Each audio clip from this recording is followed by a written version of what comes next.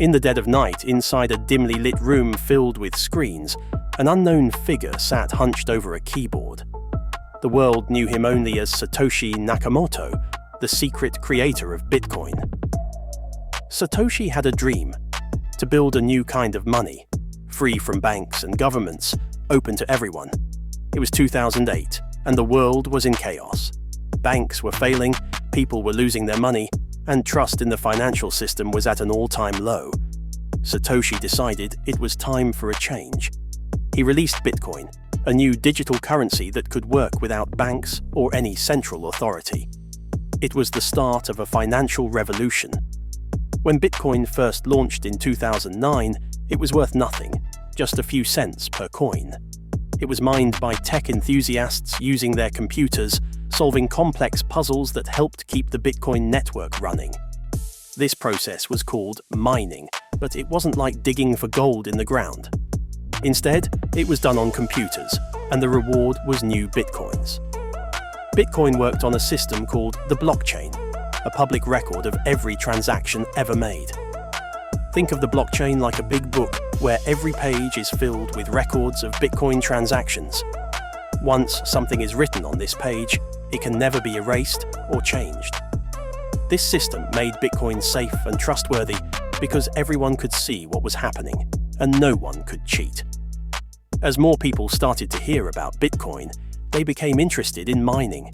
All around the world, people set up their computers to mine Bitcoin using powerful machines to solve puzzles faster than anyone else. The faster you solved the puzzle, the more Bitcoin you earned. Some people mined just a little, while others built entire rooms filled with computers working 24/7. Governments watched in fear. To them, Bitcoin wasn't just another currency. It was a challenge to their power. Bitcoin didn't need banks or borders. It was a currency for the people, by the people. Governments had no control over it. They couldn't print more Bitcoins, they couldn't track who was using it, and they couldn't stop it. As Bitcoin grew, a question loomed large in people's minds. If Bitcoin is digital, can it be hacked? The answer lay in its design. Bitcoin's blockchain is protected by thousands of computers around the world, each keeping a copy of the entire system. To hack Bitcoin, someone would need to control over half of these computers at the same time, a near impossible task due to its decentralized nature. The security comes from the strength of the network. The more computers involved, the safer it becomes.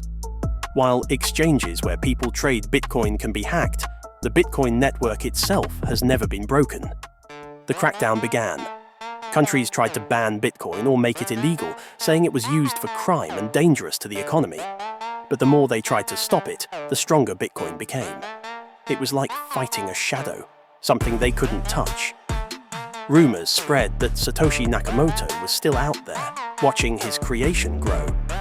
Some said he was one person, others believed he was a group, but no one really knew.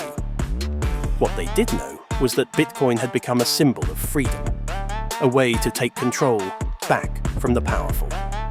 The battle lines were drawn. On one side were the governments, clinging to control of their money systems. On the other was Bitcoin, a currency with no leader, no central office, and no way to shut it down. People kept mining and trading Bitcoin, believing it was the future of money. It was an idea that couldn't be stopped. Subscribe for more quick history bites.